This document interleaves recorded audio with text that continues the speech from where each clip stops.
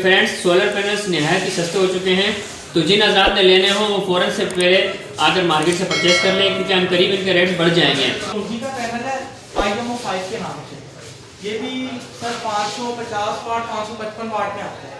सही है।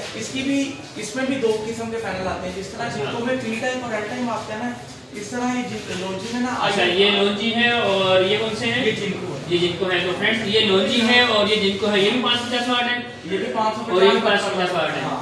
और ये जिनको एन टाइप है, ये भी आपको 565 से 585 वाट के रेट्स वगैरह आप बताएंगे? तो जी IMO 5 है, ये आपको मिल जाएगा आज की तारीख में 49 50 तक ये मिल जाएगा। जो पी टाइप है ये तकरीबन 48 रुपीज पर वाट तक आपको मिल जाएगा। तो वैसे फ्रेंड्स, मेरी जो यहाँ पर मैंने जो विजिट किया शॉप्स पर, तो मेरा ये आइडिया है कि अभी रेट्स इनके बढ़ने वाले हैं, क्योंकि आज से तकरीबन एक हफ्ते पहले के रेट से 44 रुपये पर वाट के हिसाब से चल रहे थे, और अभी आपको बताया मेरे भाई ने कि 49 रुपीज़ पर वाट है।